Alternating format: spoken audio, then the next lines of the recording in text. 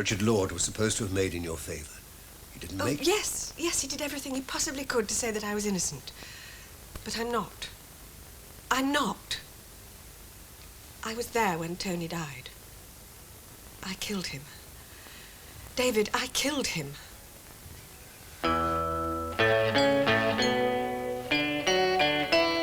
Kate, you've got to stop all this. I can't. You've got to hear it, and you've got to hear it from me rather than the police or the newspapers. Oh, yes, I'm going to them, didn't I tell you? I'm going to make a statement. I'm going to admit everything. Well, what is everything? I told you that I killed him. On the night of his death, he quarrelled with you. Yes. Yes, you said that at the inquest. So what have you got to tell the police now? You didn't tell them then, or me later. That I killed him. He'd been drinking. Yes. Much? Yes. Very much? Yes. Yes. So you took the sensible course and walked away from a drunken man, a man known for his rages, his violence. You went for a drive. Came back and found him dead. No, David. I didn't leave the flat. That's what I didn't tell the coroner, or you, or anybody. You stayed in the flat at risk of injury. Kate, you didn't even attempt to leave? Or you tried to leave, but he stopped you. I got as far as the penthouse landing. I opened the lift gates and he clashed them shut. He tried to push you back into the flat and you tried to reach the stairs. I don't remember. After that, I just don't remember. He didn't lay hands on you? Oh, yes, David. I suppose you could say he laid hands on me. I remember pushing. He tried to push you back into the flat? No, I pushed. I pushed and he fell down the stairs. I heard him shout as he went. As he went? What did he shout, Kate? What? I don't know. Some abuse. He had a filthy mouth when he was drunk. He called me... something or other. Before he fell, yes. But while he was falling, is that likely? Kate, you're confused. You were attacked. You don't know exactly what happened, so what on earth do you think you're going to the police about? If I hadn't been there, he wouldn't have been killed. That's what I'm going to the police about. Before the inquest, which wasn't into a killing but a death, did you tell your solicitor what you just told me? No. No. Well, listen to me, Kate. You are going to tell your solicitor what you told me, but more exactly, more carefully. The abuse, the confusion, above all, the drunkenness, his violence. Do you understand David, me? I can't go on covering this up. I know the truth, and I can't live with it. Tomorrow, Kate. What? If you still feel the same way tomorrow, I'll drive you to your solicitor myself. And when he's explained to you that you can't confess to something you're not sure you did, something's not in you to do, then I'll drive you home. Home? Here. No, but I mean, joyride, it's a strange sort of word to use, isn't it? Hmm? Well, I suppose. Yeah. Well, I don't see why. What does it mean to you, then? Well, it... Well, I mean, to us, it's usually down to nicking a car and riding it off. But to anybody, it's got that sort of, well, that feel of a bit of a lark about it, doesn't it? So? Well, larking about in a car the night someone's knocked down and killed, well, that's worth looking into, isn't it? Are you saying that you think your dad's got I something think it's nothing to do with it, Di. I want to know what happened. Oh, you're determined to find a link, aren't you? If one exists. Oh, God. Right, well, I promised Anita I'd lend him my air rollers, so I'll go and find him.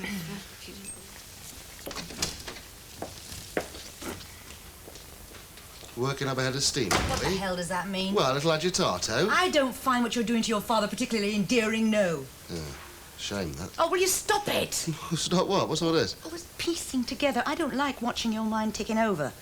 And the pieces falling into place. I might not be a very good copper, but I know when I'm onto something. Something to nail on dear old Dad. And you have a hell of a job keeping the joy out of your eyes, don't you? Huh?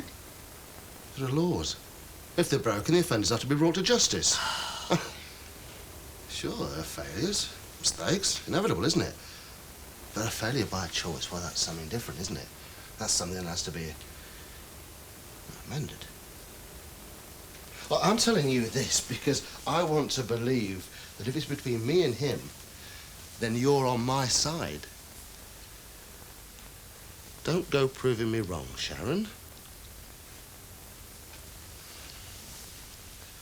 I'll be in the car, Di.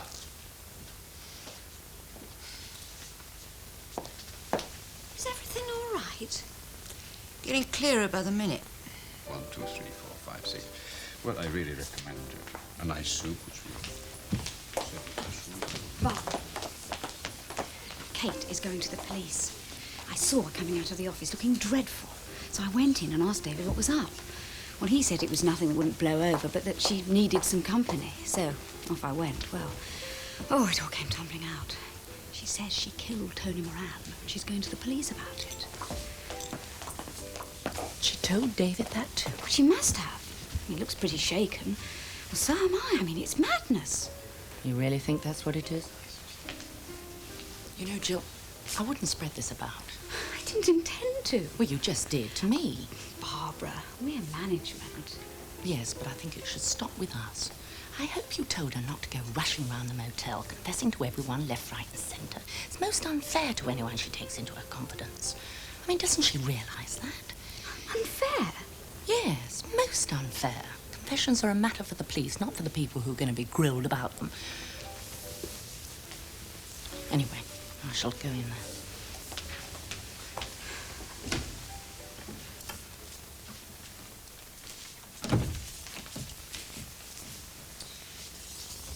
I've just seen Jill. Good. How did she leave Kate? Much the same way as she found her. Still disturbed? Still impulsive. Drink? Did she, tell Jill about... Yes. Yes, she did. And tell me something. Why is Kate going to the police? She's got it into her head that she is somehow responsible for Tony Moran's death. Why responsible? Because she's confused. And obviously determined to enjoy a confession. Enjoy? Enjoy a confession that could lead to the police charging her with something she never did? Enjoy a confession to you. Anyway, how was it left? I hope I persuaded her that she should... What? Should not go to the police after all? I hope she would. Leaving you to worry yourself sick about what she told you for the rest of your life. If Jill could tell you what she intended to do, that means she confessed, not only to me, but to her as well. Oh, yes. Yes. She's quite liable to continue her orgy of confession throughout the motel. Next, she'll be going to Gina Moran and confessing. I mean, what do you think's going to happen? If she confesses so generally to everyone, she's going to find herself in a position that she's going to have to go to the police. I mean, don't you understand that? Then I hope she will understand that she must follow my advice. Which is? To see her solicitor first. I suppose you're going to escort her to the solicitor as well? Now, what else can I do? Oh, I don't know, darling. I don't know. She's taken advantage of you, whether she goes to the solicitor or not, or whether she goes to the police or not, but you can't see that. She's really put herself in your hands, made herself your responsibility. But you really can't see that. Can you?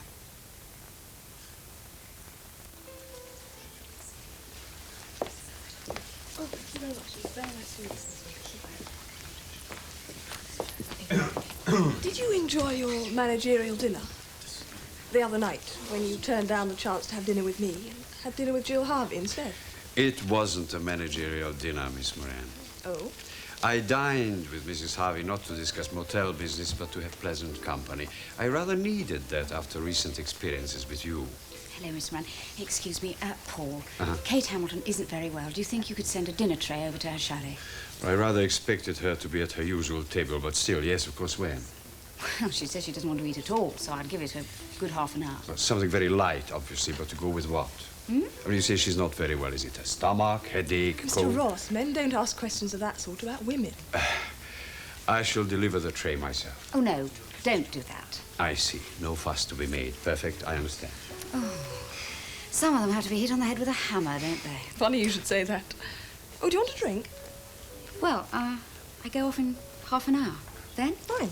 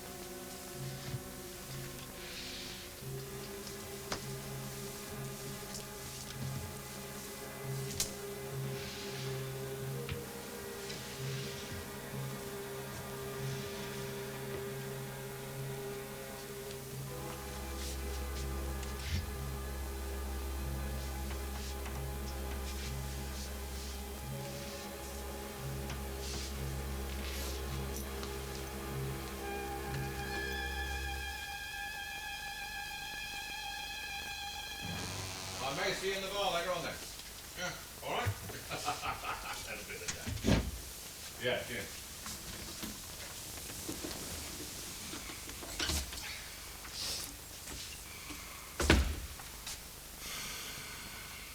Oh, that's... Hey. Oh, sorry, Dad. I must have dropped off. Oh. Well, in 40 weeks. Yeah, you must be overworking. Oh. I popped round for a word and they said you're out of reception and so I asked if I could wait. You didn't mind, did you? Mind? What should I mind now? Do anything you want? Have a shower while you're here. No, I'm all right now, thanks. Been far? No, I've been to have a drink with Michala. Oh, your solicitor? Yep. Well. Why? Why not? Oh. Listen, I'll tell you something. I have got a funny feeling that David Hunter would like to buy me out of my half of the garage. Do you think you're going to sell him, then? Well, I could find a better use for the money. But there is something about Mr. Hunter that gets right up my nose. Anyway, that's my problem. You don't know about that. What can I do for you? Oh, nothing, really. It was only I wanted to check on a point. What point's that? Well, the other night, you know, when you were talking with, you know, I met you... What's her name? Linda, yeah. Well, you went out together, didn't you? Yeah, we had a meal. You stay out late? What are you doing, keeping tabs on me? No, I didn't know I was back here by 10 o'clock. I had some phone calls to make. Why? I just wondered. You wondered? Oh, come on. Well, it was the night that Arthur Brownlow was killed. So? Her car had a bump. How'd you know about that? And the next day it was whipped into the garage for a quick repair job, no questions asked. Well, so now I'm asking them. Hey, now, wait a minute. You're not trying to connect that Well, car how with... did the car get the bump? In the car park. Oh, yeah? Yeah, look. She was hemmed in, right? Now, you know women drivers. I mean, she thought she was clear, put her foot down and wallop. Ah. And you saw it all? Yeah. In the car with her? Yeah. But not driving? No, I said I wasn't. It was... Look, you know what it's like around here. There must have been 100 cars with bumps on them that night. You're probably right. I'll tell you one thing now. I want to check them all out, track them down. But, tell me, why the panic to get the job done so quickly? Well, it's her husband. She's scared stiff of him. I don't know. The way she talks about him, he must be some kind of animal. Oh.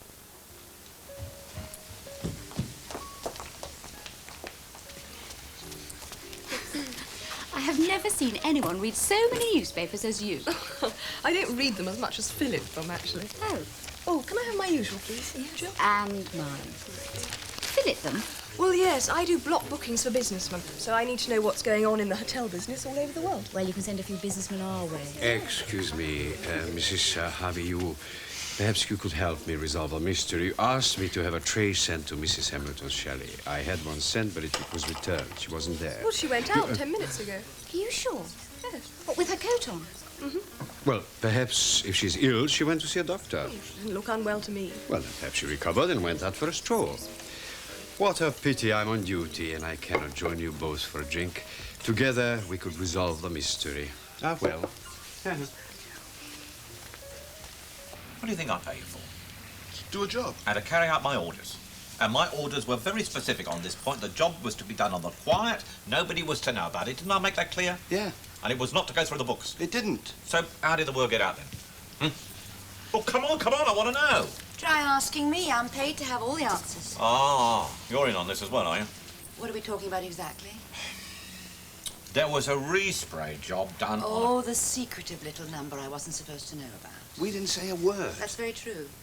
Not a word, not a note, nothing in the books, just a lot of lost time unaccounted for, which brings me to a little point. Wouldn't you say that comes under the heading of moonlighting? We did it on the premises, Adrian, working hours. On the side, cash in hand? Was that the deal? So what if it was? In this country, we pay tax on earnings, or has that slipped your mind since you nipped off to Malta? Oh, come on, we're talking about 50 quid. We're talking about the way I run this business, and I like to do it right, so. I get the number of the car, details of the work done, I make the entry, you get an invoice, and you pay the tax. What is the point of all this? The point is, once that's done, I'm in the clear. How does that leave you? Fellas, could you leave us to it, please?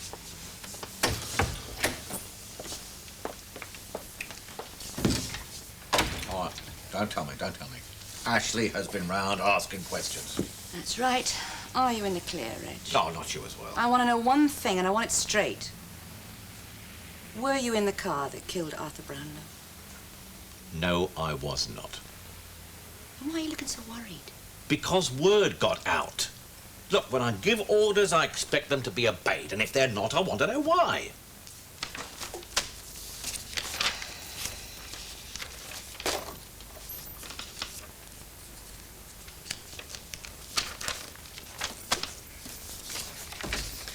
Morning, Kate. Good morning, David. You breakfasted in here? Yes. When did you start work? Dawn? About? Well, what have we got so behind with? I thought that I ought to get well ahead. You're still determined to go and see your solicitor. Kate. The verdict of the inquest was accidental death, and there is no reason for that verdict to be set aside. We went over all that last night. And your solicitor will only go over it all again. David, I've got to see my solicitor. Of course you haven't got to. The police are deciding whether or not to press charges. How can they be? Because I went to see them last night.